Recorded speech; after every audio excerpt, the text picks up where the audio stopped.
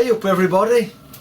Okay then, I'm to-ing and fro-ing between projects here, and also you can probably hear that clicking noise in the background. Yeah, it's that time of year, isn't it? It's got to start spending some money on some diesel. Anyway, I digress. So what I'm doing then, I'm to-ing and fro-ing between projects. I've just been doing my cylinders for my loco. I'm in the middle of doing them, but I'm just dropping off them for a while to come back onto my micro lathe. I thought it was just time I had a look at this gearing system for doing screw cutting.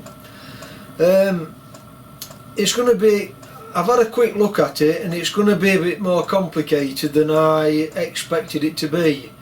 The reason for that is because of the space that I've got and the geometry of the gear intermeshing gears that's needed.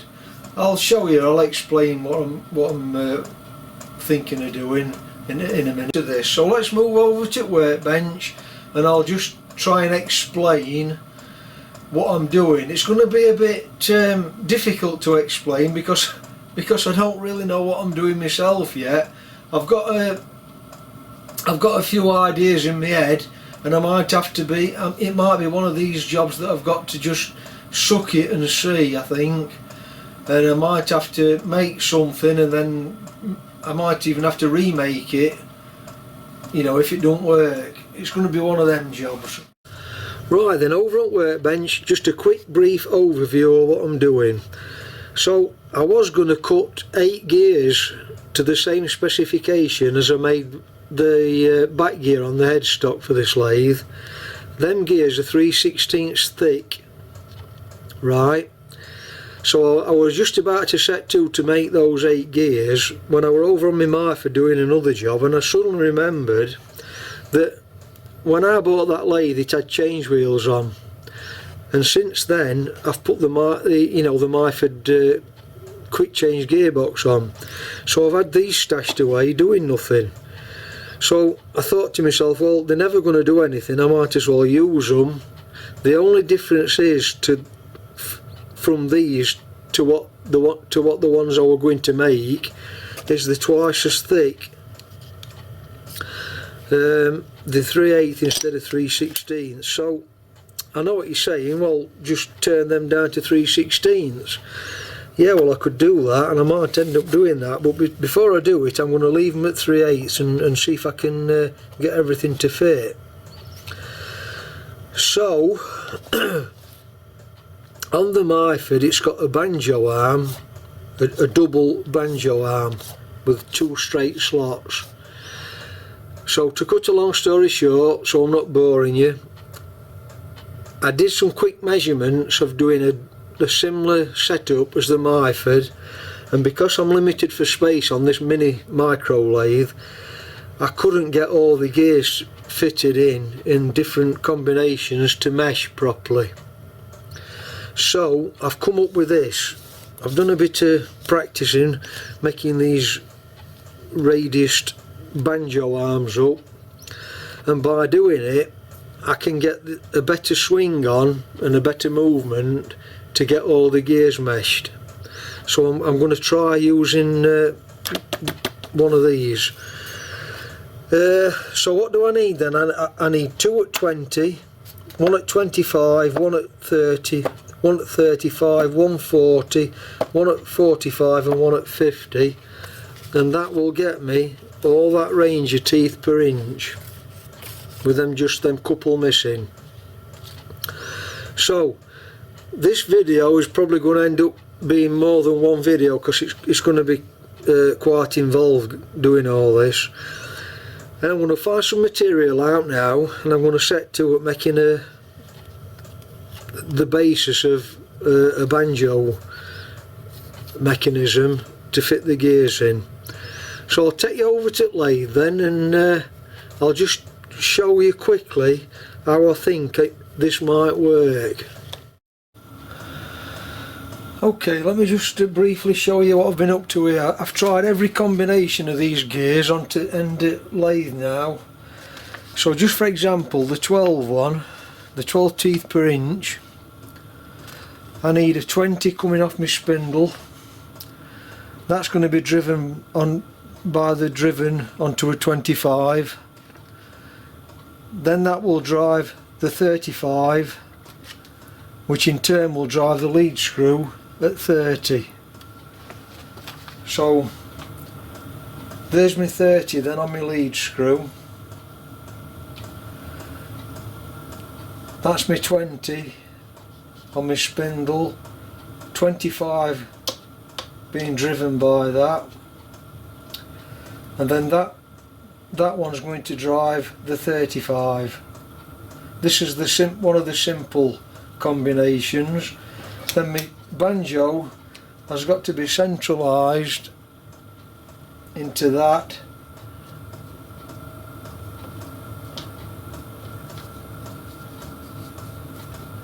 and that.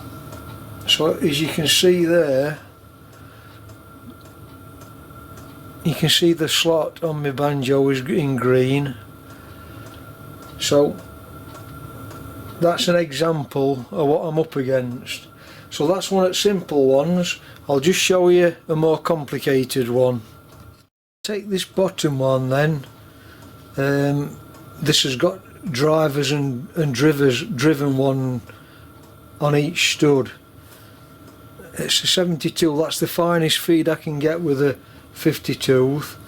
So I need a 20 on the spindle, then coming to the driven 40, onto the drive of 25, onto the next driven 45, onto the driver 20, then onto the lead screw 50.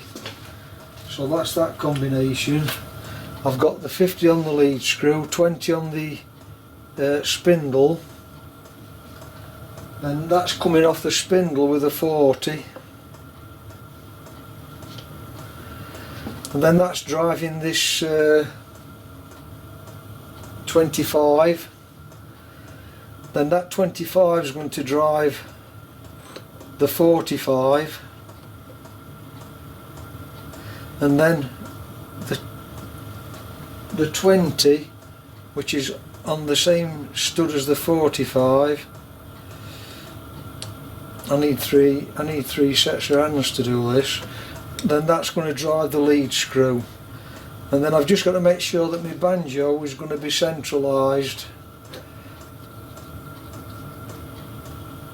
Just bear with me.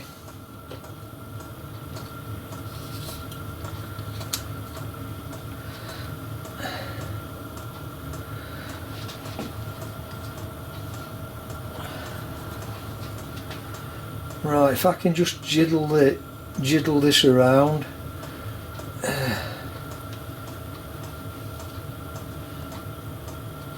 I've got that's in line with the banjo, that one, and then the next one, I don't know if I can do it.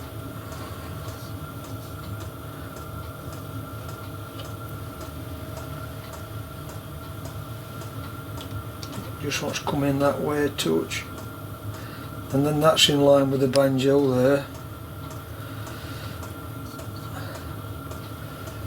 and then onto the lead screw. So that's the more complicated one, but I think I can get it okay.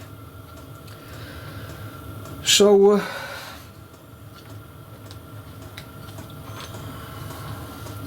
I mean, this will probably want shortening a bit. I probably don't need all that on that, and then that will get me that full range. Right, so I know I've only shown you a couple of combinations, but I've been through all the combinations here, and by looking at this might need shortening a bit.